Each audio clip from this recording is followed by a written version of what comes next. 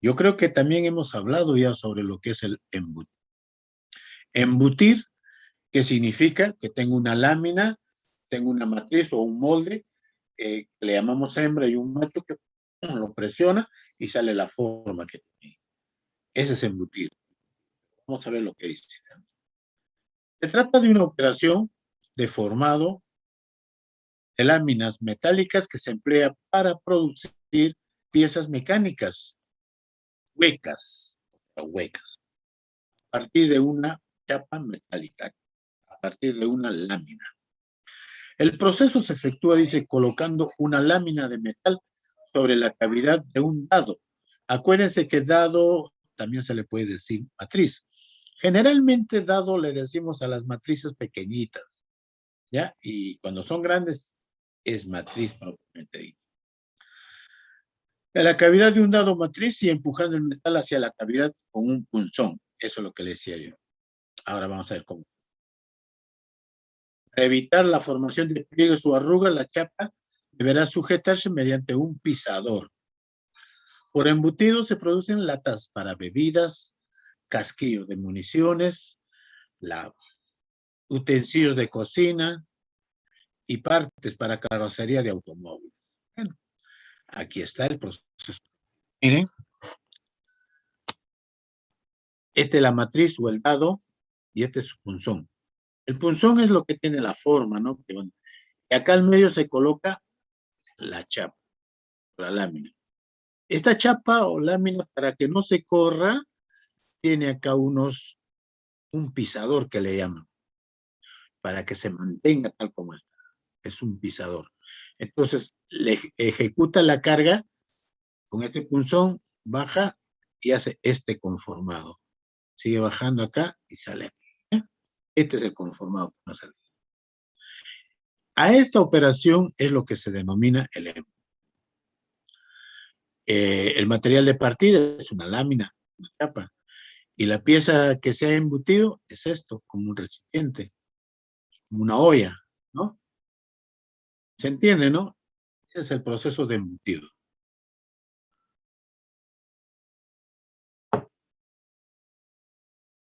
Eh, Gráficamente, donde observamos las fuerzas que actúan, está esta. Miren, por ejemplo, este material de partida tiene un diámetro. Aquí está. Este es de su... Acá está el de su... Miren, este es el punzón, esta es la chapa. Se aplica el punzón acá y este baja. Lámina baja y llega hasta acá. Y el conformado es esto. Esto se llama la pieza embutida. Pieza embutida. Nada del otro mundo, ¿no? Son matrices o dados que van a trabajar acá. Pero ese conformado se da a temperatura ambiente, por si acaso acá. No me está diciendo que está en caliente, ¿no? Es una lámina. Esto es lo que se fabrica por embutido. Pueden ver, todos son recipientes.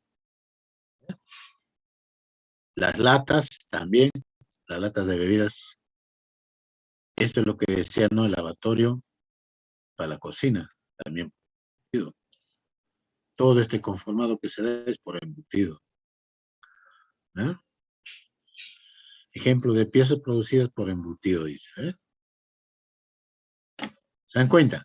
Entonces, esa es una operación tecnológica para la fabricación de ese tipo de recipientes, producidas por embutido. ¿Cuál es la mecánica del embutido? Es adentrarse un poco más en detalle cómo es el proceso en sí del embutido. Dice, el embutido de piezas en forma de lata, como estamos viendo en la parte de arriba, es la operación básica, con las dimensiones y los parámetros que se muestran en esa figura, se analizará la operación y la mecánica de embutido. Se embute un disco de diámetro D sub B dentro de un dado por medio de un punzón de diámetro D sub B. Lo que está haciendo mención es a esto de acá. Este D sub B y el punzón, este tiene un diámetro. cuenta. Entonces, el punzón y el dado deben tener un radio en las esquinas determinado por R sub P y R sub D. ¿El radio es para qué? Es como un pequeño chaflán. O sea, vamos a ver acá. El radio está acá. En esta parte de acá. Si ven mi cursor, este es el radio que debe tener. ¿Y para qué me sirve ese radio? Para que le haga el conformado de esta manera. Vamos viendo. ¿Eh? No está a 90 grados, tiene un radio. El radio C. Y entonces, ¿qué dice acá? Si el punzón y el dado tienen esquinas agudas, o sea que sea ángulo 90 grados, se realizará una operación de perforado punzonado de un agujero en lugar de una operación de embutido. Entonces, ¿por qué tienen ese radio en esas esquinas para hacer el embutido? Para darle el conformado. Pero si fuese a 90 grados, corta. Lo corta, lo perfora, ¿no? En lugar de una operación de embutido. Los lados del punzón y del dado están separados por un claro C. Este claro es aproximadamente del 10% mayor que el espesor del material en embutido. Es igual a 1,1 por 1 por H, donde H es el espesor de la chapa. Chapa es lámina, ¿no? ¿Ve? Entonces, en esta parte lo que me está haciendo un detalle, me está describiendo un detalle cómo deben de ser en sí la fabricación del dado y de la matriz, ¿no? Debe tener ese ángulo, ¿para qué? Para que se lleve a cabo el conformado. Cuando es así, viene, pero si fuese a 90 grados, ahí lo va. Me está diciendo. ¿Ya? Ahí está, ¿no? El punzón aplica una fuerza. Acá está la fuerza. Para realizar la deformación de metal del sujetador de piezas o de formas, aplica una fuerza de sujeción, F sub H. Aquí está esta fuerza de sujeción. Esta es parte de la matriz, parte del dado. Esta es la fuerza del punzón. Miren, acá está el ángulo y se lleva a cabo el conformado. Por supuesto que tiene que haber relación entre el diámetro del punzón y este diámetro que está, ¿no? En función al espesor de la. Entonces, acá, según esto va avanzando la fuerza, va enderezando. ¿Eh? De igual manera, ahí está la fuerza, va aplicando, y según va entrando el punzón, esto pues, dándose. Queda de esta manera conformado. Esas fuerzas. Conforme el punzón se desliza hacia abajo, dice hasta su posición final, pieza de trabajo experimenta una serie compleja de esfuerzos y deformaciones. Tomar gradualmente la forma definida por el punzón y la cavidad del dado. Las etapas en el proceso de deformación se ilustran a lo que estamos viendo. Cuando el punzón empieza a empujar el material hacia abajo, somete el metal a una operación de doblado. La lámina es doblada simplemente sobre la esquina del punzón y la esquina del dado. Esa es la parte angular que estamos. El perímetro exterior del disco se mueve hacia el centro y en esta primera etapa, pero solo ligeramente. A medida que el punzón avanza, ocurre una acción de enderezado del metal que fue previamente doblado sobre el radio del dado que estamos viendo en la etapa 3 de la figura, la parte de arriba, ¿no? Entonces, leer todo esto es una descripción muy detallada, pormenorizada de lo que es el proceso en sí de embutido. ¿Estamos? Todo lo que dice, tienen que leerlo. Tiene sus relaciones en cuanto a lo que son las medidas de embutidos, los parámetros de medida de embutido. Una medida de severidad de una operación de embutido profunda es la relación del embutido R. Esta se define más fácilmente para una forma cilíndrica, como la relación entre el diámetro del disco inicial y el diámetro del punto. Y de esta forma sale este de acá. R es la relación de embutido. La relación de embutido proporciona un índice de severidad de una operación de embutido. Mayor relación, mayor severidad de la operación. Un límite superior aproximado de la relación de embutido es un valor de 2. Esto de acá valga 2.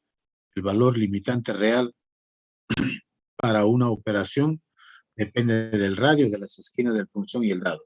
Acuérdense que acá el punto más importante son los radios de las esquinas, ¿no? Y dado de las condiciones de fricción, de la profundidad de embutido y de las características de la lámina de metal. Otra forma de caracterizar una operación dada de embutido es por la reducción. La reducción R está vinculada estrechamente con la relación de embutido, consistente en el límite previo de R. El valor de la reducción debe ser menor a 0,5. Entonces, de esa manera me están dando índices para poder yo determinar el buen proceso de embutido. O sea, no podemos embutir por embutir. Tiene que cumplir estas relaciones para no tener problemas. Que está en función, ya estamos viendo la reducción, los diámetros, ¿no? Una tercera medida en el embutido profundo es la relación de espesor al diámetro. Espesor de la forma inicial, H dividido por el diámetro de la forma, cuyo valor en porcentaje es recomendable que sea mayor al 1%. Conforme decrece, H entre D sub B, aumenta la tendencia arrugada. Vamos a ver, ese es un fenómeno, por ejemplo, cuando hacemos el embutido, hay partes, si no se tiene bien en cuenta esas relaciones, dice, pues según va embutiendo, va la fuerza, en esta parte que va conformándose la parte recta, va a haber ya una pequeña deformación. Eso es lo que me está diciendo. La tendencia es recomendable que sea mayor al 1%, a veces sale 0,9% y aumenta la tendencia a la arruga, lo que queda. ¿Ve? Tenemos acá otras relaciones que vamos a verlo. Es bueno para poder leerlo. Lo más importante es lo concreto que ya lo hemos visto. También se tiene que ver la determinación del tamaño de la forma también. ¿Eh? Eso está por ejemplo, acá la geometría irregular y la propia anisotropía del material traducen en un mayor porcentaje de... Claro, esta es la lámina, este es el conformado, y miren pues como conformado por la forma misma que tiene, cuánto tiene que tener, pues, porque imagínense en esta parte casi igual al otro lado, pero acá se dan cuenta, ¿no? Cuánto material se necesita para hacerlo. Hay bastante porcentaje de desperdicio. ¿Eh? Embutido sin pisador. El pisador es lo que le denomina el sujetador. ¿Se acuerdan que le dije para que no se mueva el material? Ese es el pisador. Consiste en prevenir la formación de pliegues o arrugas mientras se embute la parte. La tendencia del arrugamiento se reduce al aumentar la relación entre el espesor y el diámetro de la forma inicial.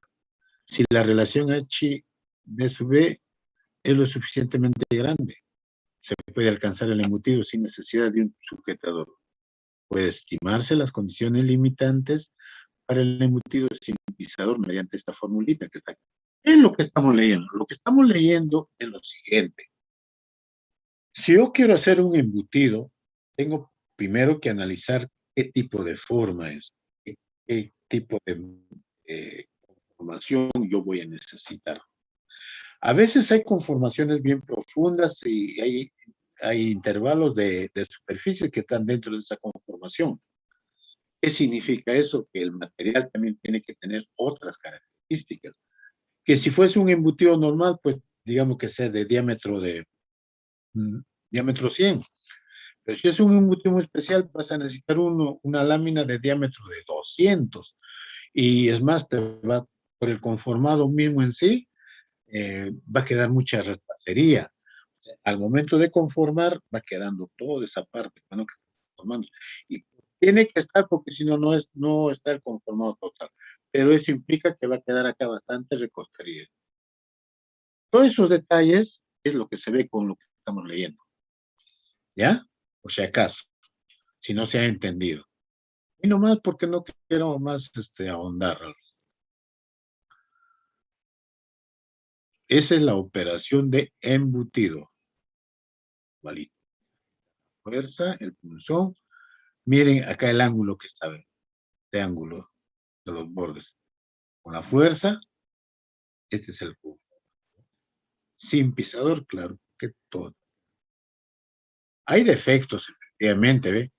Defectos en el embutido. El embutido es una operación más compleja que el corte o el doblado de láminas. Por tanto, hay más cosas que pueden fallar. Pueden presentarse numerosos defectos en un producto embutido. Los más usuales son como se muestran. ¿Ve? Si la lámina, por ejemplo, es de tal tamaño para hacer este embutido, acá al final les va a aparecer una especie de pliegues. De igual manera, acá una especie de puras que va a aparecer. Acá unas fallas. ¿Ve? Estas fallas que se presentan son defectos de piezas. Uno, la formación de pliegues en la brida o pestaña. Esta es la formación de arrugas en la pared. Si la brida arrugada se embute en el cilindro, estos pliegues aparecen en la pared vertical del cilindro. Fracturas de desgarre, que estamos viendo acá, que hay desgarre. Este defecto consiste en una grieta que se abre en la pared vertical, usualmente cerca de la base de la copa embutida, debido a altos esfuerzos a la tracción que causan adelgazamiento del metal en esa región. ¿Ve? Formación de orejas, como estamos viendo acá, por ejemplo. ¿No? Y ahí está explicado ese fenómeno y el rayado superficial. Esto sería todo en cuanto a lo que es el embutido. Aquí hay otro concepto, otro título, principios fundamentales de los procesos de arranque de viruta. ¿Qué me estamos hablando? Aquí estamos hablando del torno, de la fresa, la fresadora, del taladro, ¿no? Son máquinas herramientas. Eso todavía no lo vamos a ver. Eso puede quedar allí todavía, porque acá todo es mecanizado. Este mecanizado un poco les va a hacer recordar si han llevado ya procesos de manufactura. Allí está un rato. Vamos a la otra presentación. ¿Ya? Vamos. Esto es, hay que comprar.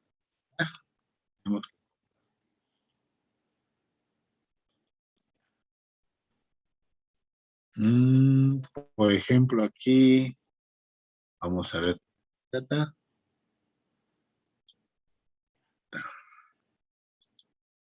Allí. Conformado plástico de metales. En esta parte es de lo que ya hemos estado hablando, pero cuando dice conformado plástico de metales, no me está diciendo que va a ser el conformado de plásticos y metales, no, sino es el conformado a temperaturas plásticas de los metales, o sea, a altas temperaturas, ¿ya? Eso es lo que vamos a ver y hemos hablado también al respecto. Y yo creo que ya les pasé esta presentación, ¿no? ¿Lo han visto ya? Pregunto, a ver, Héctor, ¿lo vieron? ¿O primera vez que lo estoy pasando? Héctor Sánchez, ¿te acuerdas? Ah, digo el profesor. Yo ¿Perdón? la primera vez que lo veo. Ok, ya gracias, Héctor. Creo en ti. Dice, componentes obtenidos por deformación plástica. La deformación plástica, ya sabemos que es la deformación permanente. En un diagrama de esfuerzos y deformación, o sea, elongación, vamos a ver el diagrama de esfuerzos, que es así, ¿no?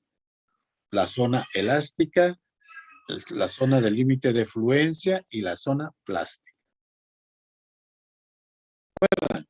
Entonces la plástica es la que está acá, la que ya es, significa que si ya no se aplica fuerza masa que está haciendo que se deforme, ya no va a recobrar sus condiciones. La va a ir de tal manera hasta que se rompa el material. Bueno, lo que tiene que hacer es la deformación plástica. Ya sabe. Entonces, ¿qué hice? Largas tiradas de componentes idénticos o de productos normalizados. Son los componentes obtenidos. Excelente propiedades mecánicas e integridad metalúrgica. Elevada productividad de piezas por hora. Limitaciones a la deformación plástica. Alto costo de utilajes y medios de producción. Decisión. Detalles, tolerancias y rugosidad limitada. Si se trabaja en caliente, se requiere mecanizado posterior. No todos los materiales se deforman fácilmente. Por ejemplo, tenemos problemas con inoxidables, aceros de alto contenido de carbono o aleados. Los aceros de alto contenido de carbono generalmente son aceros duros. Al ser aceros duros, cabe la posibilidad que sean aceros frágiles, a no ser que se le haga un proceso de tratamiento térmico para que pueda adquirir tenacidad. Yo creo que esos términos ya ustedes lo conocen, ¿verdad? Nilson Blanco. Cuando hablo de tenacidad, ¿qué es lo que estoy diciendo?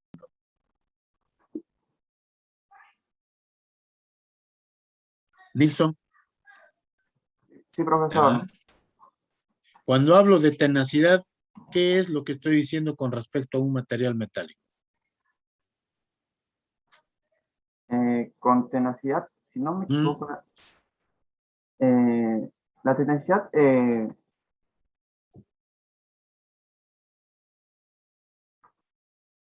no me equivoco, era como que la causa para que un cuerpo como que absorba energía y para que se pueda alargar. No, alargar no. Tenacidad. A ver, Brian Preciado. O bueno, Cuando sería hablo para de deformar, profesor. a deformarse, no Claro, pero tanto. no dije el término alargar, pero bueno, deformar. Deformar tampoco, no. Tenacidad. Cuando hablo, a ver, Brian, ya un ratito, Nito, escucha, por favor, atiende. Cuando hablamos de tenacidad, el material debe ser tenacidad. ¿A qué nos estamos refiriendo, Brian Preciado? Si no me equivoco, profesor, es resistencia a ser roto. ¿Resistencia a qué? A ser roto. O sea, cuando empleas una fuerza, esa oposición que tiene el metal, a que al aplicar la fuerza elevada. Y cuando se dice que es tenaz, ¿qué va a pasar allí? ¿Cómo se interpreta la tenacidad en este proceso?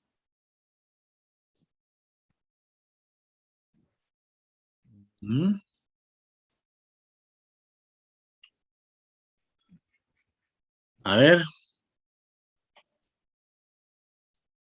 Jonathan Gonzalo Castro. ¿Cómo interpreta la tenacidad en un material? ¿Cuándo se dice que un material es tenaz, altamente tenaz?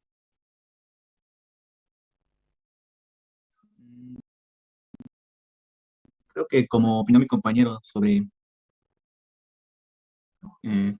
esa propiedad de los materiales, es la tercidad a ser roto, ¿no? Sí, ¿no? No. Aarón Fernando Cárdenas, ¿qué dice? A ver. Profesor, opino de que en cuando un objeto también es difícil de romperse. O sea que si lo No es más golpeo no se tenaz. rompe. Sí, parece. Eso es lo que me quieres decir. No, mayor tenacidad, mayor difícil que se rompa. Compa. A ver, Eduardo Vargas, Cadí. Sí, profesor. Creo que un material altamente tenaz es aquel que va a ser o de doble, perdón, de doblar o de, no sé, chancar. O sea, que si es que yo le golpeo va a ser difícil de que pierda su forma natural, ¿no? ¿No? Ya, más o menos. Está bien, Eduardo. Muchachos, escuchen todos, ¿ah? Y ya no repito. Un material se dice que es duro cuando ese material resiste, ofrece una oposición a ser rayado. Eso habíamos escuchado y leído, ¿no? Aprendido sobre la dureza. Pero un material es duro, pero al ser duro, ese material también se fragiliza, se vuelve frágil. Si ustedes le dan un golpecito, se rompe ese material cuando es demasiado duro. Pero cuando te dice el tenaz, altamente tenaz, cuando ese material, además de ser duro, soporta golpes, soporta martilleo, o sea, no se va a deformar, va a absorber esos golpes, ya sin perder sus características, ese material. Se absorbe, soporta golpes. Martillo, o sea, agarras un martillo, lo golpeas, no pasa nada, no se rompe, no se fragiliza. Por ahí se dice que ese material es duro y es tenaz, altamente tenaz. La tenacidad te va a hacer que tú golpeas, no pasa nada, rebota, no. Pero un material sin tenacidad, duro, que es sinónimo de frágil, lo golpeas, quiebra. Entonces, ahí va la tenacidad. O sea, para calcular que para tener un material duro y altamente tenaz, el tratamiento térmico que hay que hacer es un tratamiento de temple y revenido. El temple le va a dar dureza y el revenido le va a hacer un reacomodo molecular para que no se rompa, para que soporte los golpes. Esa es la tenacidad. Espero que no se olviden. Espero que no se olviden. ¿Me han entendido? ¿Me han entendido o no me han entendido? Kendi, ¿me has entendido?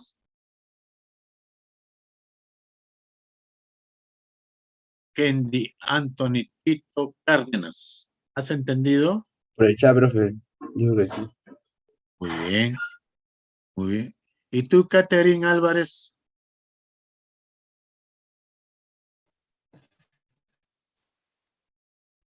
No Ya. del todo, profesor. ¿Puede Ya, repetir? hijita, ¿qué parte quieres que te repita? A ver, ¿qué cosa nomás has entendido y qué es lo que te falta entender?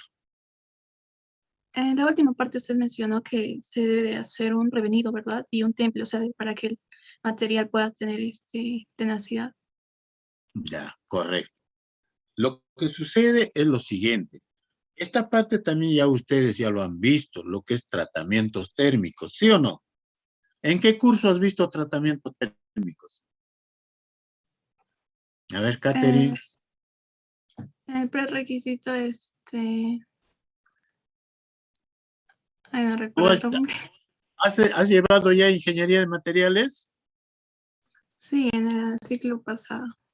Ya, allí has visto tú tratamientos térmicos de los materiales, ¿sí o no? Ajá. Hay tratamientos térmicos y hay tratamientos termoquímicos. ¿Te acuerdas?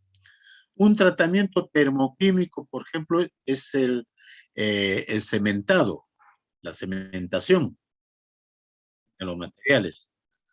Y un tratamiento térmico nada más es un temple y revenido. O puede ser un recocido también. ¿Te acuerdas de esos términos?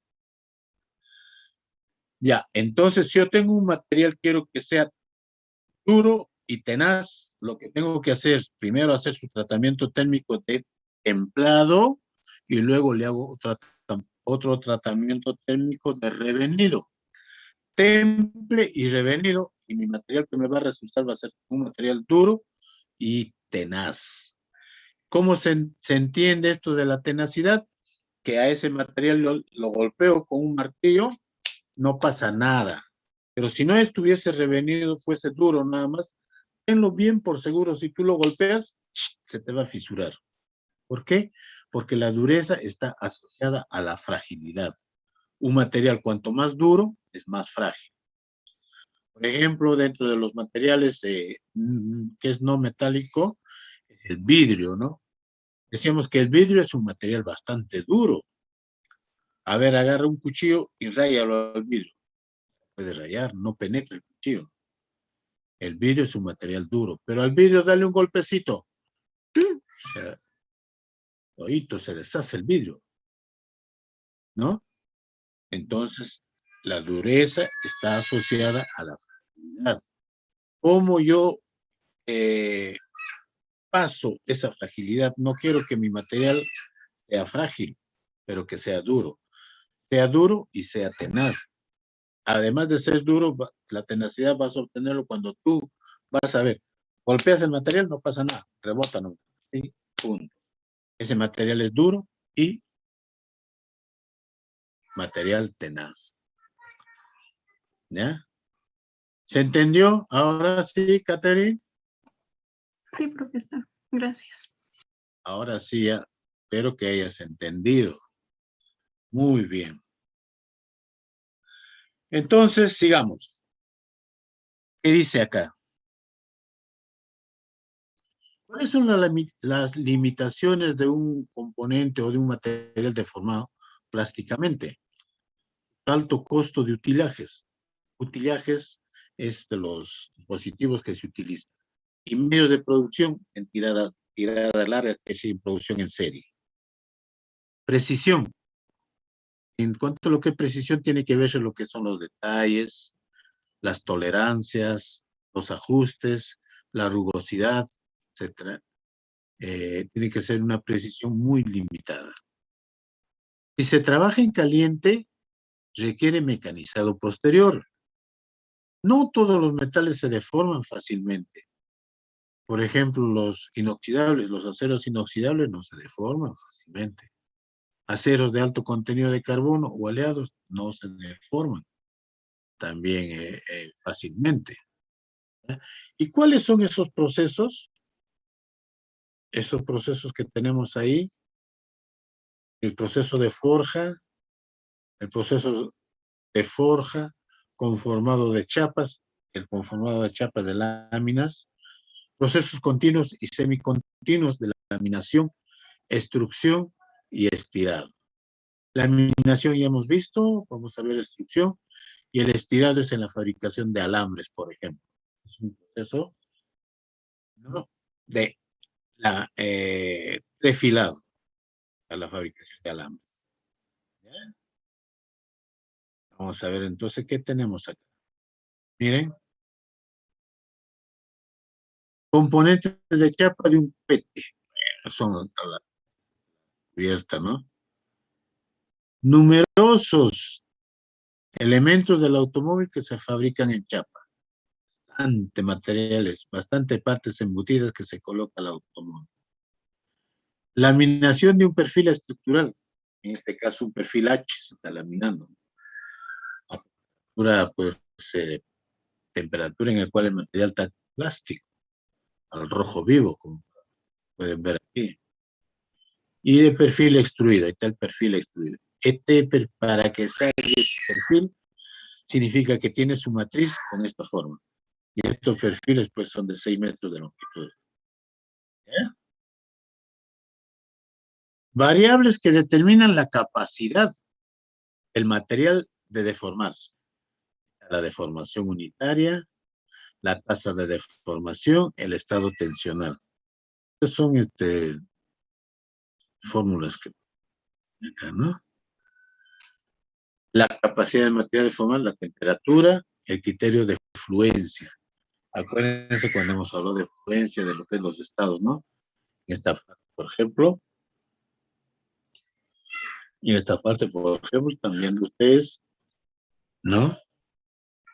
Que acá tenemos presión, megapascals, versus tiempo, ¿no? Esa temperatura, 300, 1300, curva, extensión, deformación, diferentes temperaturas a una tasa de deformación. Está aquí, a la derecha, a diferentes tasas de deformación, una temperatura de 1038. Acuérdense que la temperatura de fusión es 1300, ¿no? Pero acá se trabaja a 1038 grados, en un estado ya deformable. La fricción entre utillajes y la pieza, uso de lubricantes para reducir las fuerzas de fricción. La ductilidad, la capacidad de deformación de un material depende de la ductilidad a la temperatura de trabajo. Acuérdense, cuando hablamos de temperatura de trabajo, estamos hablando de las condiciones alotrópicas.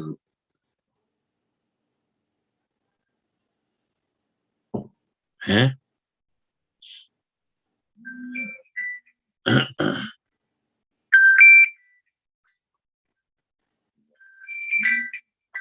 Sigamos.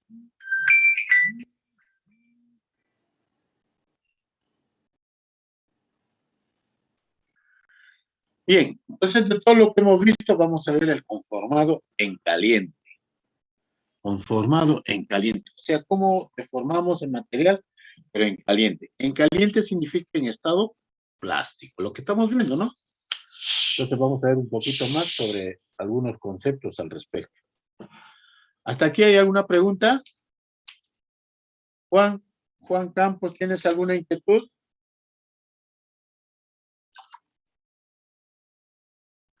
¿Ah?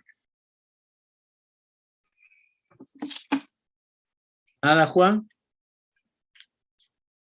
Juan Campos.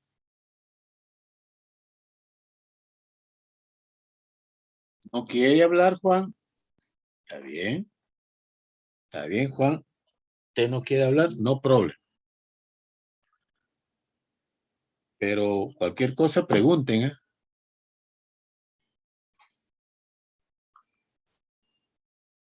Ya. Entonces, imagínense un material acero o fierro, como le llamamos, a esa temperatura de 1030, 1100 grados. Por así.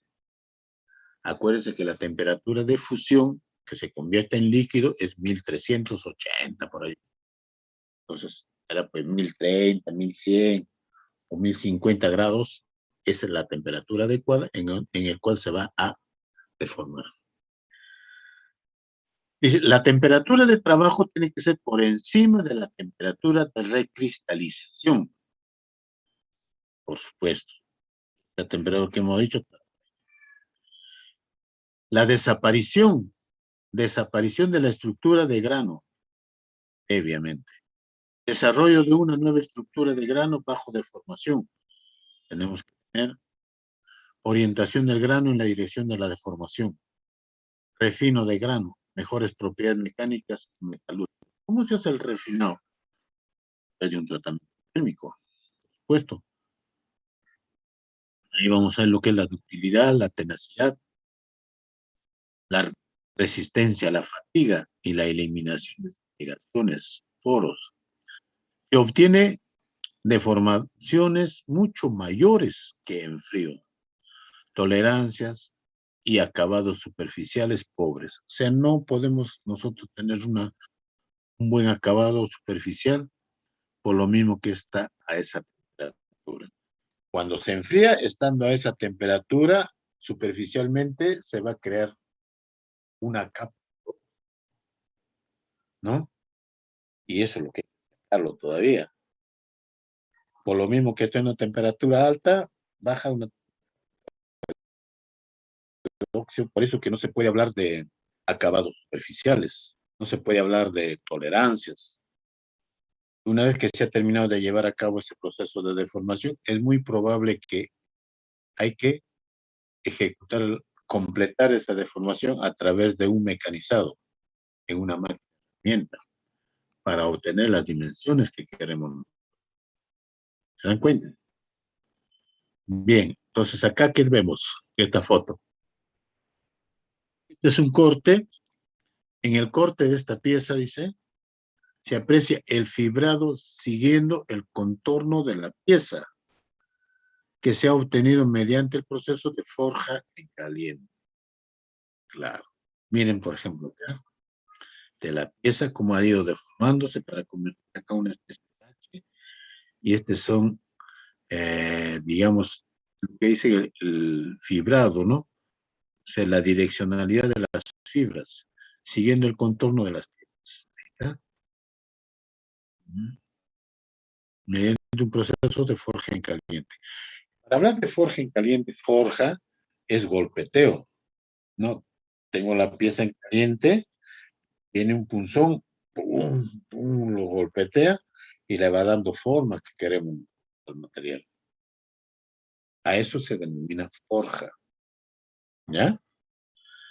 Y el conformado en frío, dice, en frío ya significa el conformado a temperatura ambiente. El material no está caliente. Pero ahí hay un problema. Lo que vamos a tener es, hay un aumento de la resistencia mecánica de la pieza. Endurecimiento por deformación. Operaciones de acabado. Producto, en este caso sí van a ser productos con buenas tolerancias y acabado superficial. Por lo mismo, como está en frío, no vamos a tener ese problema superficial que se forma. Estábamos hablando. Y las deformaciones son pequeñas. Eso es lo que sucede en un material cuando se hace la deformación en caliente y la deformación en frío. Por ejemplo, están forjados, fabricados a golpes, ¿no? Peteos. Y este es en caliente. Caliente, por ejemplo, de bielas para automóviles. Este se forja en caliente. Hay que hacer un mecanizado, todavía un mecanizado de acabado. ¿Eh? ¿Vamos? Acá hay unas preguntitas que me gustaría que ustedes me contesten. Voy a abrir un pequeño foro y allí ustedes me van a contestar. Es como una tareita. Le voy a poner tarea de conformado en frío y caliente. Perdón. Y ustedes me van a contestar. Este PDF ya está en el aula virtual. Del conformado, de la forja. Son preguntas sencillas, del cual lo hemos visto, hemos estado conversando al respecto. Por ejemplo, investiga cuál es la temperatura de forja de un acero al carbón. Fácil. Voy a investigar, ubico. ¿Cuánto vale la tensión de fluencia a esa temperatura? Hay tablas también, ubico, saco. ¿Y cuánto vale a temperatura ambiente? O sea, la tensión de fluencia a esa temperatura de forja y la tensión de fluencia a temperatura ambiente. Eso es lo que... ¿Cómo crees que se forja un cigüeñal de automóvil en frío o en caliente? Y razona la respuesta. En primer lugar, tienen que conocer un cigüeñal. Si no lo conocen, entren a Google, busquen cigüeñal de automóvil, de carro, y lo van a ver ahí. Esa pieza, ¿cómo creen ustedes que se fabrica? Se fabrica por forja, dice, pero ¿vale fabricarlo en caliente o en frío? ¿Eh? También fácil de...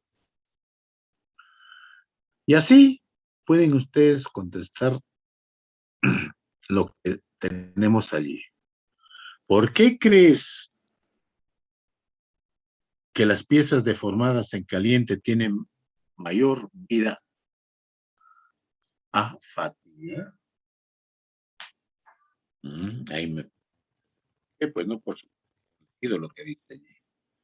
Define los conceptos de tenacidad y ductilidad, también ya hemos hablado. ¿Eh? ¿En qué consiste el fenómeno de endurecimiento por deformación en frío? ¿Cómo afecta a la ecuación tensión-deformación que define el comportamiento mecánico de un material? Tensión, deformación, o sea, fuerza y deformación. Esa es la formulita que tenemos que conocer. ¿Y explicar nada más? Ya tenemos 6 preguntitas que ustedes pueden contestar a través de una tarea que yo les voy a poner. Lo voy a poner ahí, desarrollar la tareita, las preguntitas, 6 preguntas que está en el PDF, tal. Ustedes en una hojita Word, en Word, me contestarán. ¿Qué les parece? ¿Pueden hacerlo o no? ¿Qué dice Alexander Aldave? Sí, profesor. Sí, podemos. Claro, es sencillo, ¿no? Después de todo lo que hemos visto. Profe, Hasta aquí hemos visto, si alguien me habla, sí, profe, ¿a qué se refiere con la transparencia 9? transparencia, En la pregunta 3, transparencia 9. acá. A ver, vamos a ver. ¿Es posible mantener la tasa de deformación constante durante un ensayo de tracción? Ustedes ya sabes tú cómo es el ensayo de tracción, ¿no? ¿Sí? Sí, profe. Que jala Ahí de los... estamos. ¿Cómo crees que se han obtenido las curvas de tensión, deformación a tasas de deformación constante que aparece en la transparencia 9? ¿Cuál es la transparencia 9? Ah, pueden ver.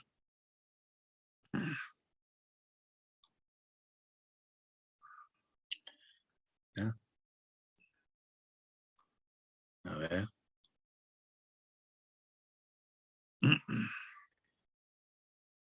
Se refiere a ese gráfico que tenemos ahí.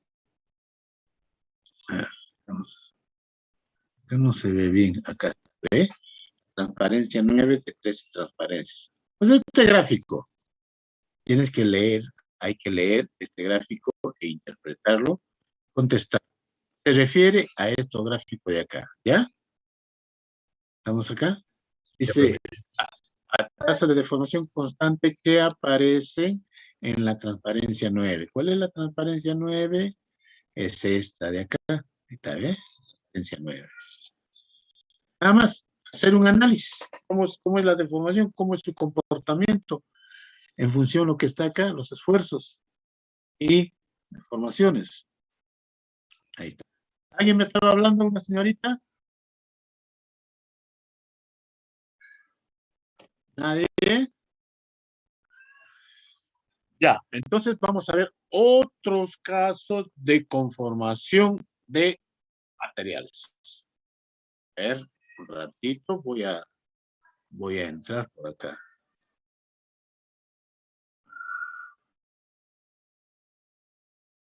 ¿Eh?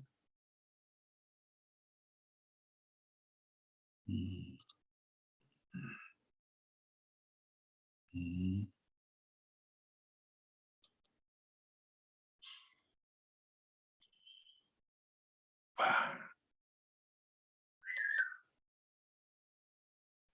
Mm.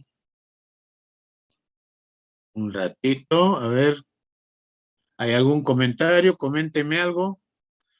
¿Cómo van sus trabajos? ¿Mm?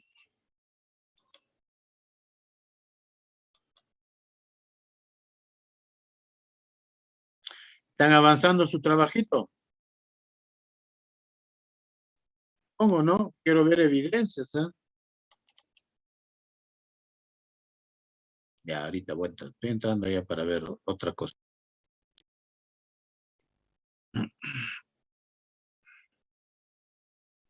Mm.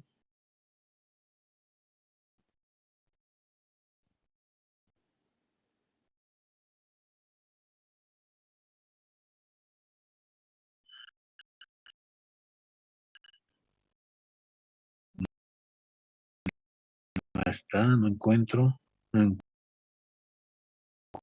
encuentro. Pero ahorita lo hallamos.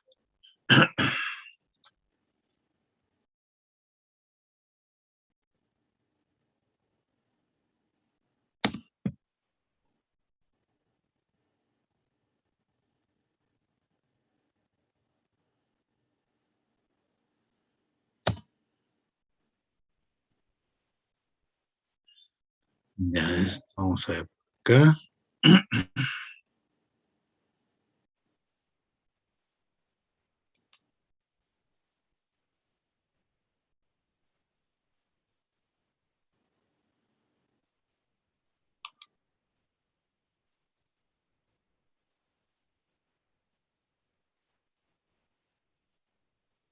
Profe, disculpe, tengo una consulta. Dime.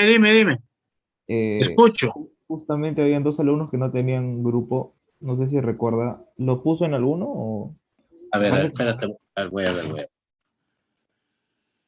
Mm, yo tengo acá en mi relación. Vamos a ver.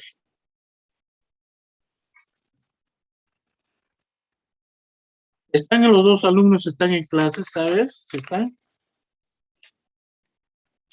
Sí, profe, creo que sí está. Pero, o sea, usted dijo que los iba... Sí, los iba a ubicar. Pero Sí, para que yo, puedan hacer su trabajo también. yo ya les dije, yo creo. A ver, de todas maneras, vamos a ver acá. Mm, ya. Ya les-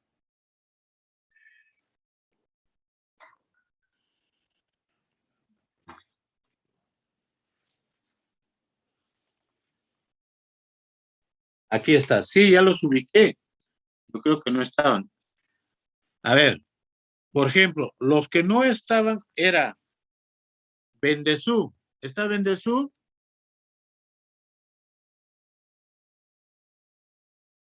Bendezú. Ya ves, no ha venido Bendezú. Y Álvarez.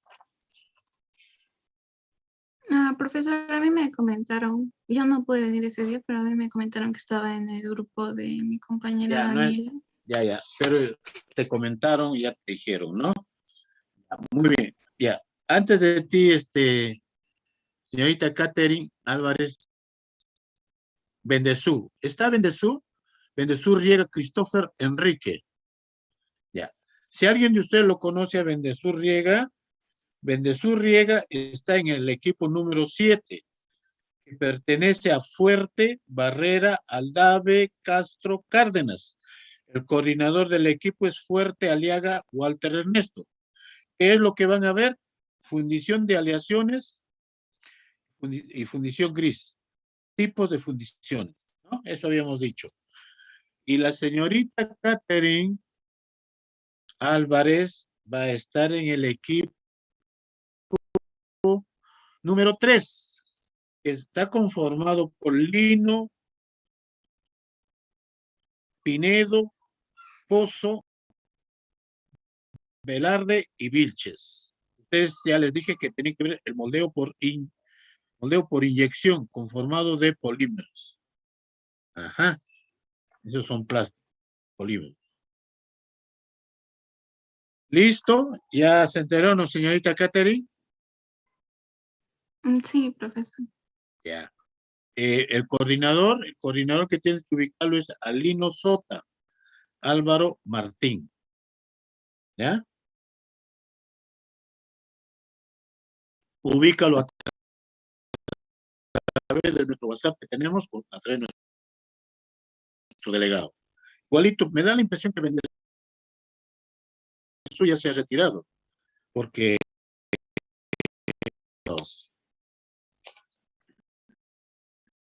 eso era. El resto todos tienen equipo, ¿sí o no? ¿Sí?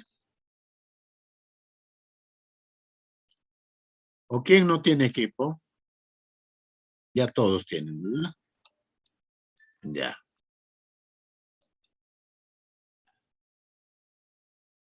Ya hemos hablado bastante sobre el conformado. El conformado. El conformado tiene que ver con el gráfico que les decía, esfuerzo y deformación. Es un gráfico bien conocido que ya nosotros lo hemos visto en otros cursos. Pero de todas maneras yo creo que vamos a hacer un pequeño recuento del conformado de materiales en función a lo que es este gráfico de deformación, la curva de esfuerzo-deformación. ¿Estamos? A ver, alguien que no... Yo creo que todos estamos, ¿no? Vamos a ver entonces. Voy a compartir, ¿ya? Aquí.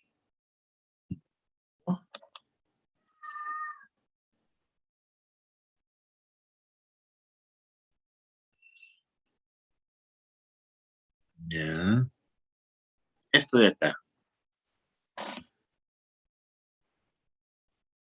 Bueno, este es un PDF, pues, ¿no? Referente a lo que es el conformado de metales.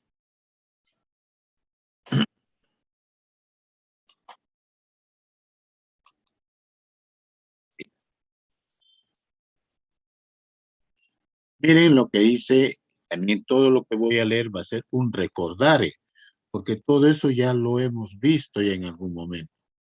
Y más que nada para fijar nuestro conocimiento más, para asentar más nuestro conocimiento al respecto. Y entender, porque la idea es entender, ¿no?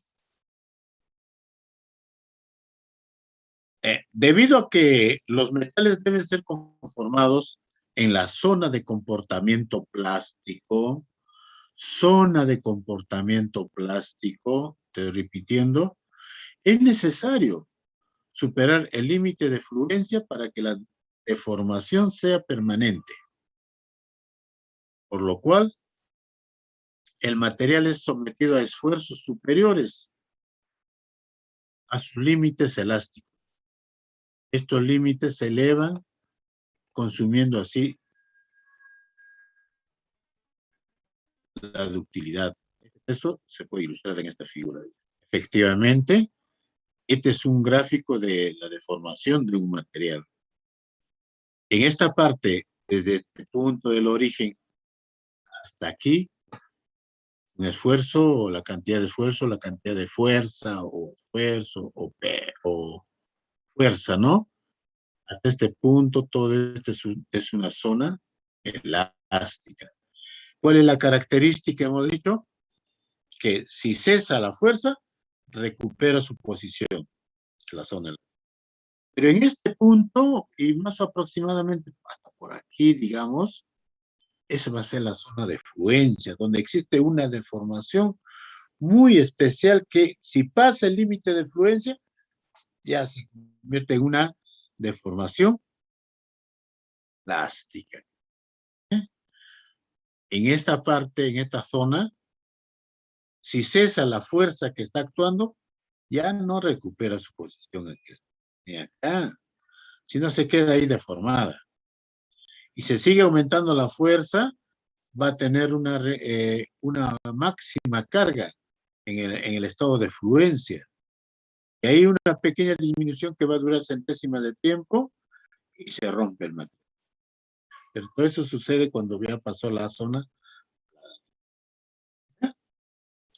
Y ese es el comportamiento casi de todos los materiales metálicos que tienen dos zonas de trabajo, zona elástica y zona plástica.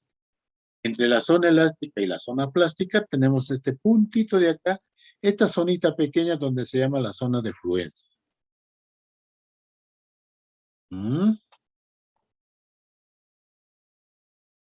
Entonces, en el conformado de metales se debe tener en cuenta ciertas propiedades, tales como un bajo límite de fluencia, ya ves, ahorita en ese límite de fluencia, y una alta ductilidad.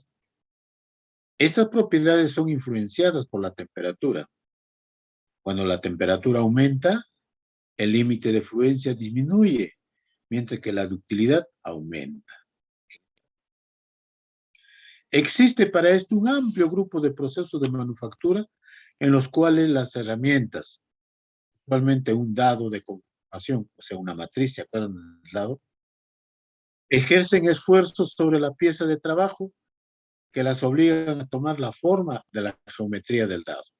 El caso, por ejemplo, del embutido.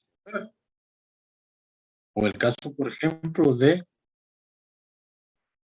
la forja, ¿no? Entonces, acá mostramos el tipo de distinción que debe tenerse en cuenta cuando se estudian los procesos de conformación de metales. En la conformación de metales vamos a tener la temperatura de trabajo y el tipo de material. La temperatura de trabajo es lo que hemos visto ya, trabajos en frío y trabajos en caliente. Esta es otra definición, otra clasificación, ¿no? Otro autor, por supuesto. Tipo de materia prima pueden ser láminas o pueden ser bloques. Láminas es igual a chapas, por si acaso. Entonces, el trabajo en frío, ya hemos leído ya sabemos cómo es el trabajo en frío. Vamos a ahondar un poco más en detalle, pues, porque yo creo que no hemos dicho todo, ¿no? Se refiere al trabajo a temperatura ambiente o menor. Este trabajo ocurre al aplicar un esfuerzo mayor que la resistencia de cedencia original del metal, produciendo a la vez una deformación. Las principales ventajas del trabajo en frío son, ya hemos visto las ventajas, también se acuerdan, pero acá me está haciendo un poquito más de redundancia. Mejor precisión, efectivamente, mejor precisión, menores tolerancias, mejores acabados superficiales, posibilidades de obtener propiedades de dirección deseadas en el producto final y mayor dureza de las partes. Ese es el trabajo en frío, es un poco más. Sin embargo, el trabajo en frío tiene algunas desventajas, ya que requiere mayor fuerza, porque los metales aumentan su resistencia debido al endurecimiento por deformación, produciendo que el esfuerzo requerido para continuar la deformación se incremente y contrarreste el incremento de la resistencia. Lo estamos viendo ahí, ¿no? En el grafiquito. La reducción de la ductilidad y el aumento de la resistencia a la tensión limitan la cantidad de operaciones de formado que se pueden realizar a las partes. Eso es en cuanto a lo que es trabajo en frío. Ya lo hemos visto. Y el trabajo en caliente, bien, a ver qué dice. Se define como la deformación plástica del material metálico a una temperatura mayor que la de recristalización. Entonces, cuando yo decía una temperatura crítica, es la temperatura de recristalización.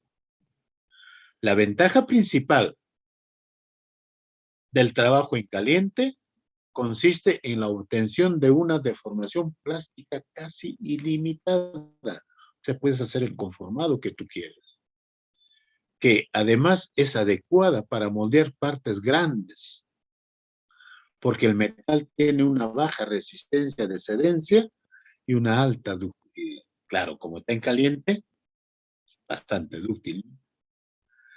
Los beneficios obtenidos con el trabajo en caliente son mayores modificaciones a la forma de la pieza de trabajo, menores fuerzas y esfuerzos requeridos para deformar el material, opción de trabajar con metales que se fracturan cuando son trabajados en frío, propiedades de fuerzas generalmente isotrópicas y finalmente no recurren endurecimientos de partes debido a los procesos de trabajo.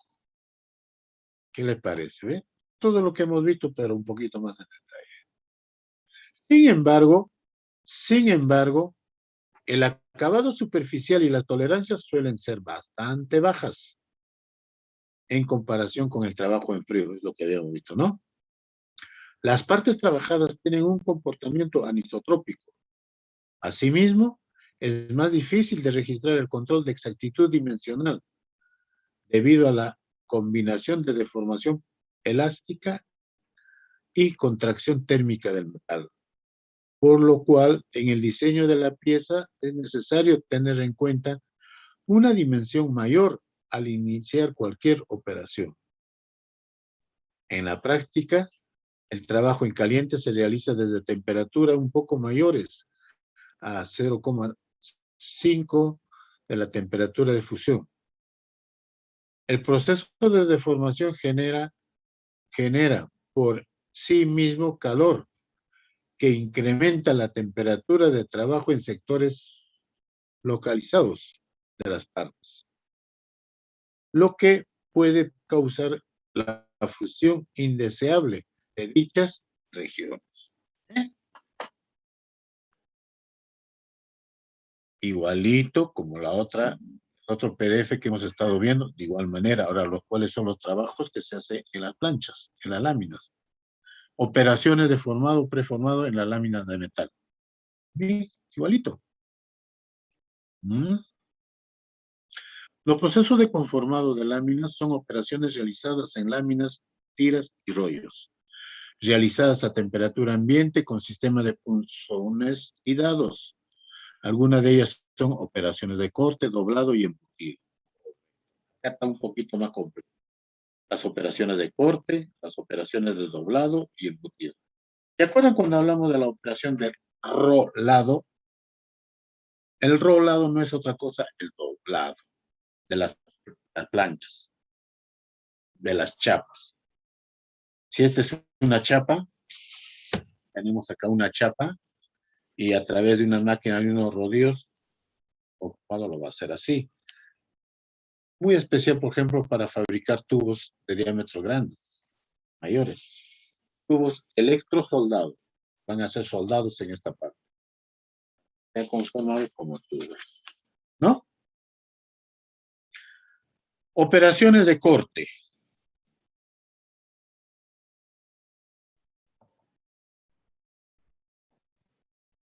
Tenemos, por ejemplo, lo que se denomina el cizallado. Cizallado es también sinónimo de cortado, pero tiene sus características. La operación de corte de láminas, que consiste en disminuir la lámina a un menor tamaño, es la operación de corte. Para hacerlo, el metal es sometido a dos bordes cortantes. ¿Cuáles son los dos bordes cortantes? En este dado, tenemos acá este borde, y acá tenemos la cuchilla. Y esta es la lámina de un espesor determinado. Se aplica una fuerza acá, y ahí va cortando, va deformándolo. Ahí sí, y corta.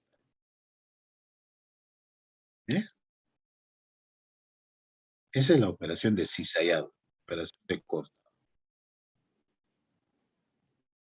¿Se ha entendido? Por si acaso, estoy avisando. Silva está ausente. Paucar ausente. Fernando ausente. Rafael Enciso ausente. Kendi Anthony ausente. Si acaso, después no digan que, profe, yo estuve. Yo le dije en un principio, me prende su cámara. El que no quiere prender, no me hago bolas. Pero por si acaso ya les estoy avisando que van a estar ausentes. ¿Ah? No quiero reclamos, ¿ah? Por si acaso. Sigamos. El troquelado. ¿En qué consiste el troquelado? Troquel. Por ejemplo, en la fabricación de monedas. Tenemos unas láminas, los cortan, hay una máquina que corta la forma de la lámina como está allí en la fotografía, y esas moneditas son las que esas láminas cortadas, redonditas, son las que se acuñan y da a lo que son las monedas. El troquelado. En el troquelado se cortan láminas sometiéndolos a esfuerzos cortantes, desarrollados entre el punzón y una matriz. Se diferencia del cizallado, ya que este último solo disminuye el tamaño de la lámina, sin darle forma alguna. El producto terminado del troquelado puede ser láminas perforadas o las piezas recortadas, como podemos ver acá. Los parámetros que se tienen en cuenta en el troquelado son la forma y los materiales del punzón.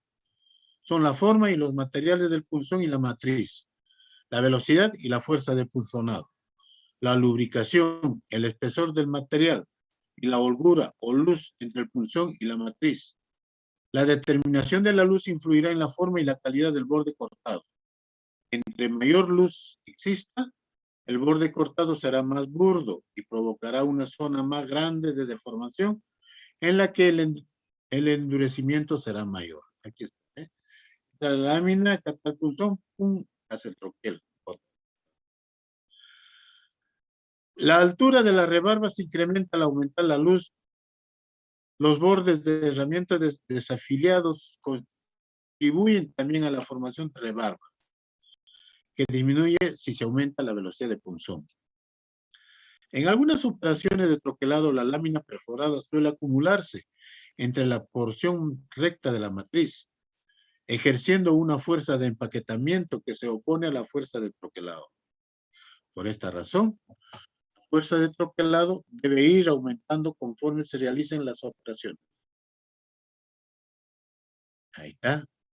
Un ejercicio para saber las partes de la troqueladora. Eso, léanlo, por favor. ¿Ya?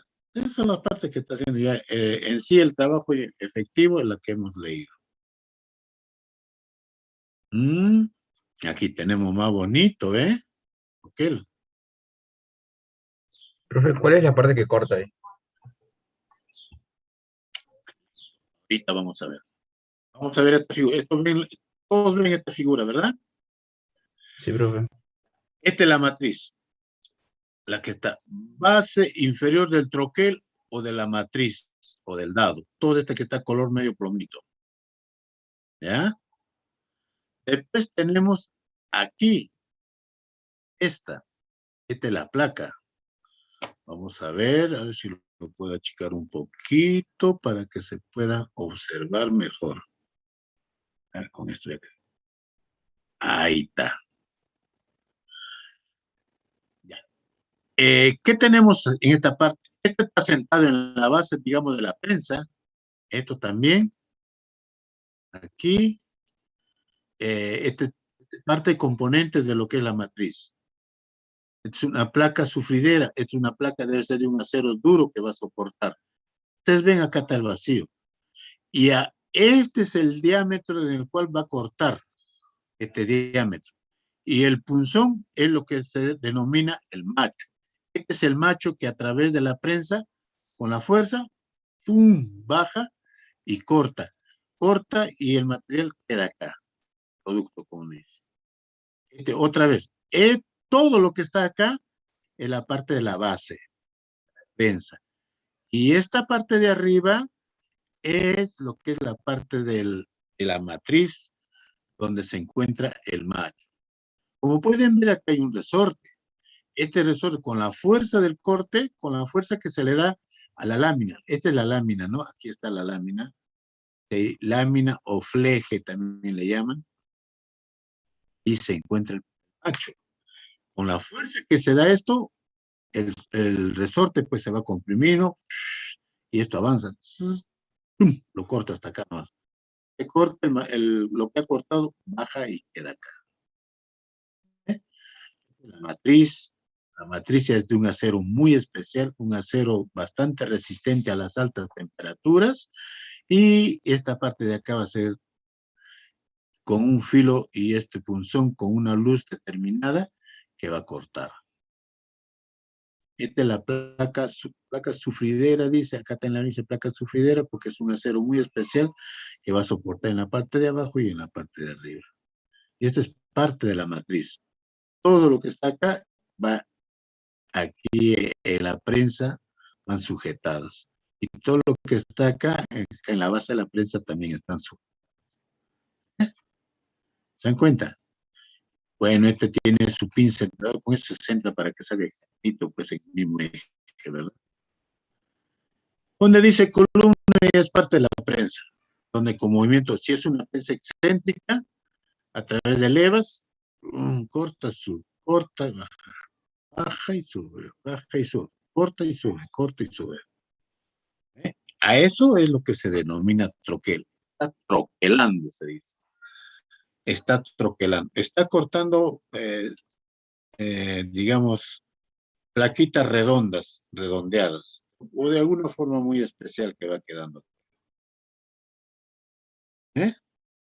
Profe, si yo ¿Qué? quiero cambiar la medida, el diámetro del círculo, algo así. ¿Qué tengo que cambiar? Ya, ¿El macho? El macho no, es el que cambia. no. Normalmente la matriz es para la ejecución de un tipo de corte especial. Ahora, si tú quieres cambiar mayor diámetro, tienes que utilizar otra matriz con esas características. ¿Quieres hacer otro tipo de corte? Otra matriz. Esta matriz está diseñada solamente para ejecutar ese tipo de corte. Por ejemplo, por decir el punzón y con la matriz propiamente dicha que está con esta parte achurada acá y el punzón tienen la forma determinada de los cortes que van a obtener. Por ejemplo, yo quiero cortar una planchita con diente tipo engranaje, por ejemplo, la figura de un engranaje, pero en una plancha. Entonces, esa figura debe tener esto de acá, acá, y el punzón también debe ser simultáneo y sale acá esas laminitas tipo engranaje, con dientes, ¿no? Una placa redonda con dientecitos, tipo, todo alrededor. ¿Te das cuenta? Generalmente, normalmente es para la matriz que se ha fabricado, que se está utilizando, es para la ejecución de un tipo de corte. Tal vez haciendo alguna modificación, tal vez quitando algo y poniendo nada más, también se puede hacer ese corte determinado. Pero si vas a hacer otras características, eso no te va a servir. Solamente sirve para hacer exclusivamente eso. Nada más.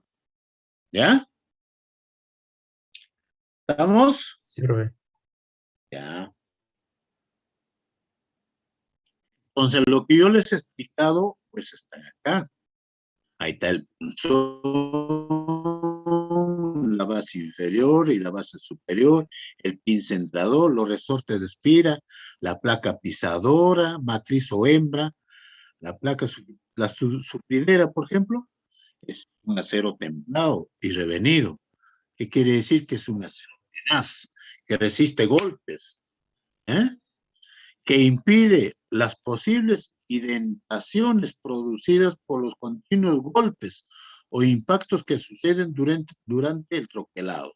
¿Se dan cuenta? Ahí, por ejemplo, ese acero tiene que ser altamente tenaz. ¿Y cómo se obtiene? A través de un tratamiento.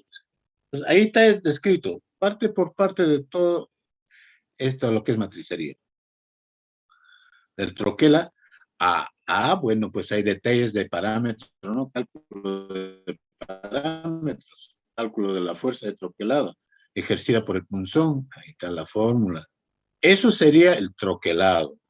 Ahora vamos a ver el doblado. Este es un doblado especial, no es un doblado para hacer ¿se acuerdan que les dije para poder hacer tubos de diámetros grandes y convertirlo en tubo con un sistema de soldado? En el caso es otro doblado. Por ejemplo, el doblado de metales es la deformación de láminas alrededor de un determinado, cerrados menores a 90 grados.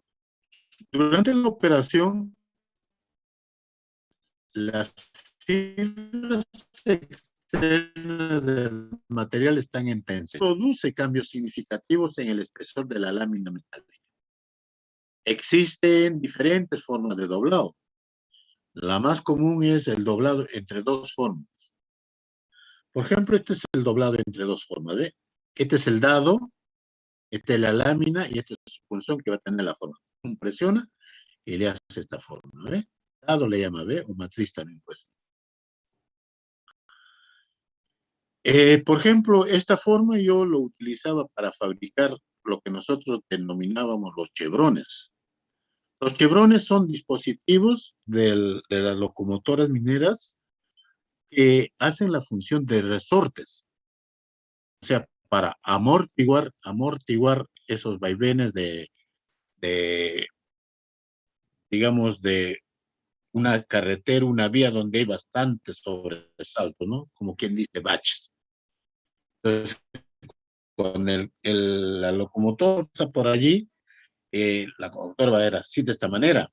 Pero los chevrones se coloca una parte de las ruedas, un costado de las ruedas que les sirven como soporte de resortes, el chevrón se mueve de esta manera. Supongamos que, miren mi cursor, todito esto de acá es un chevrón, todo, ¿ya? Esta, digamos, esta lámina doblada es una lámina que ha sido como se llama esto? Vulcanizado con un material que está acá de un caucho muy especial, de una dureza también especial. El caucho es la que hace el juego que se llaman chevrones, por ejemplo, dice, y esto hay que vulcanizarlo, hay que pegarlo, toda una técnica. O sea, pegar el acero con el caucho, se llama vulcanizar. El doblado deslizante, y hemos visto, miren, acá el juego es el detalle acá. Esta distancia, lo que está acá, es muy similar a lo que tiene este espesor de la lámina. O sea, la lámina se coloca allí y la fuerza lo dobla de acá. ¿Eh? A ese le llaman doblado deslizante. Estos son punzones de doblado, como están viendo, ¿no? Este es para hacer el punzón y este es el dardo. Este punzón volteado va a entrar acá. ¿Eh? ¿Cuenta? ¿Mm?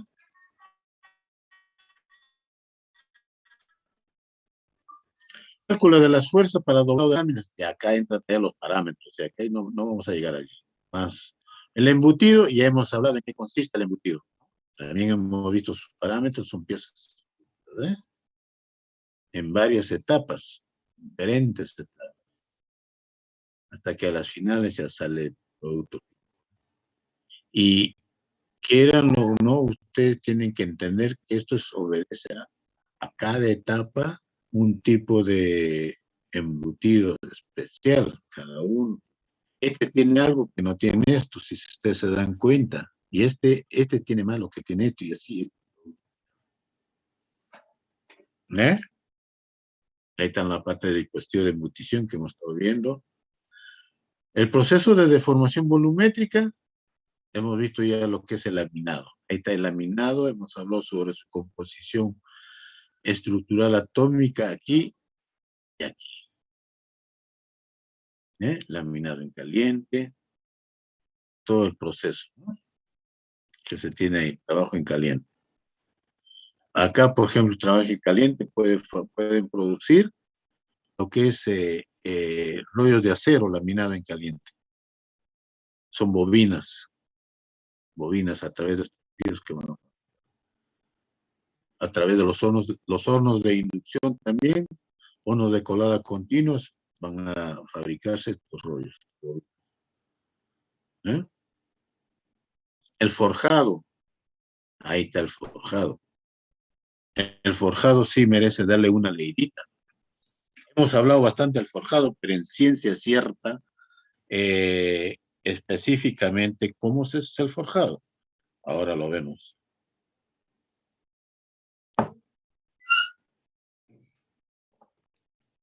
A ver, ven leyendo lo que dice ahí. Forjado.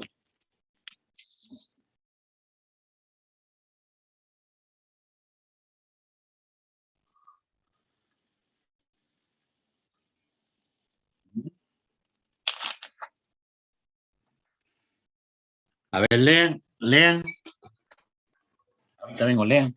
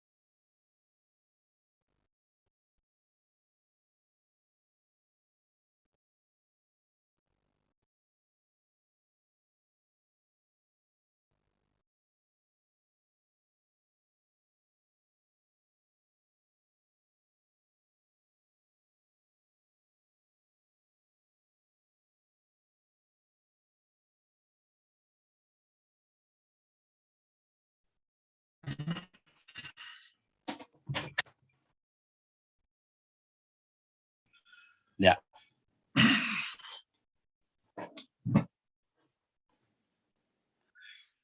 Dice que el forjado fue uno de los primeros de los procesos de tipo de compresión indirecta y es el método más antiguo de formado de metales. Involucra la aplicación de esfuerzos de compresión que exceden la resistencia de la fluencia del material. O sea, hacer forja ese material en estado plástico, caliente.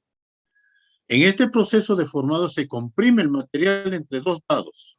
Dos dados se comprime para que tome la forma deseada. Existen tres tipos de operaciones: el forjado a dado abierto, el forjado en dado impresor y el forjado sin rebaba.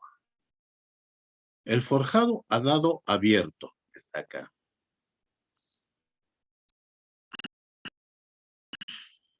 El material se comprime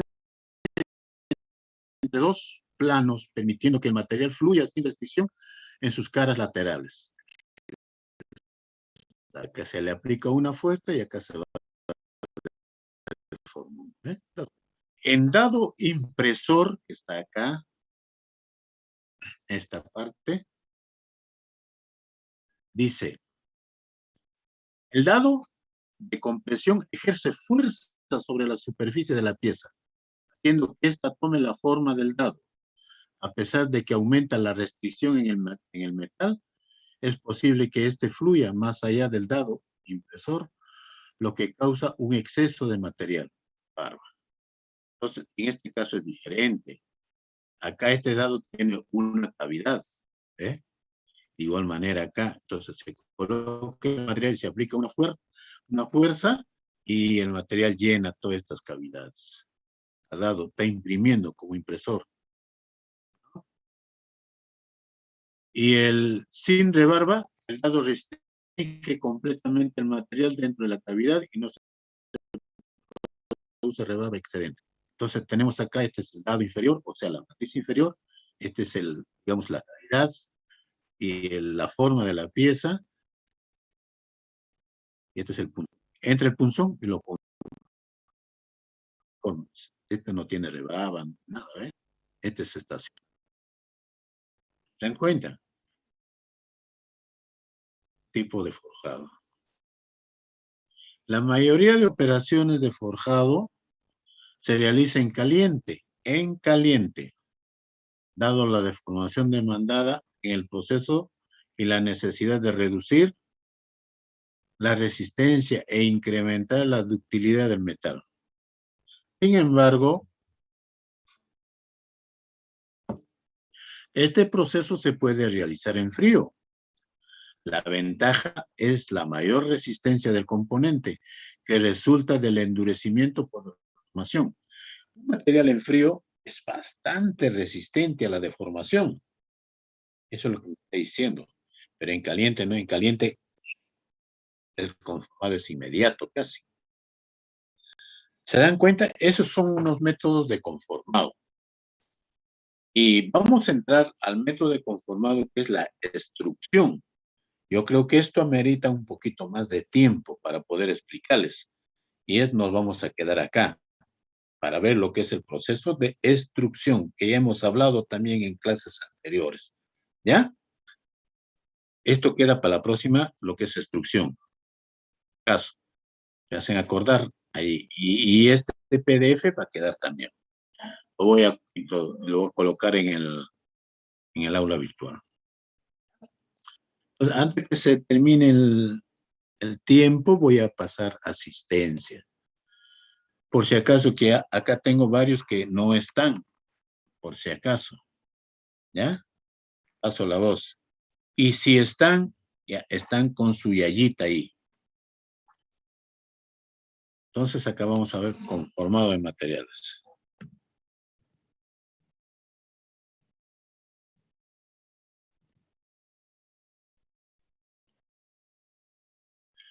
Material. Voy a pasar asistencia. Atentos, por favor. Atento. Justin Aldave, Presente, profesor. Catherine Álvarez, Presente, profesor. Mireya Amao, Presente, profesor. Ángel Barrera, Presente, profesor. Christopher Bendezú. Presente. ¿Dónde está Christopher Bendezú? No lo veo. A ver. Quiero verlo.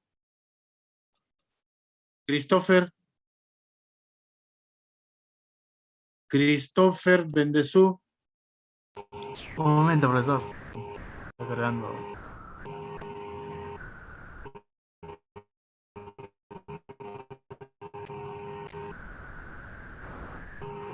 ¿Estás acá en Lima? Sí. ¿En qué parte estás de Lima? Bien Salvador.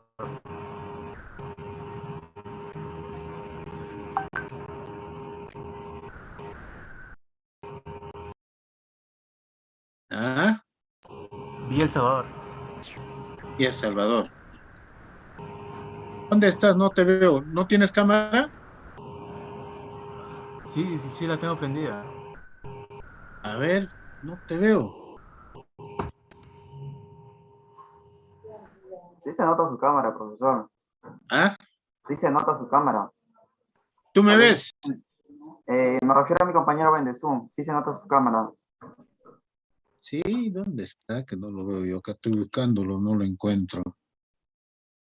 Niela, Rosario, Porras, Enciso, Yamir, Héctor, Preciado, Diego, Fabricio, Rosales, Tony, Kevin, Álvaro, Flor, Aarón, Verónica Barrera, Kendi, Jeremy. No te veo. Así de simple, no te veo. Ya, entonces, Bendezú, ¿sabes en qué equipo estás? Sí, grupo 7. Grupo 7, correcto. ¿Ya te has comunicado con Fuerte Aliaga, Walter? Sí. Ok, entonces ya no hay problema con nadie. Muy bien. Por favor, para la próxima, estate presente, ¿eh? Porque acá te he puesto ya ausente. Ausente, cuya ya estás. Tony Berríos. Presente, profesor. Tony. Nilsson. Presente, profesor. Yamir. Presente, profesor. Rosario. Presente, profesor. Dana. Presente, profesor. Oscar Campos. Aarón Cárdenas. Presente, profesor. Jonathan Castro. Presente.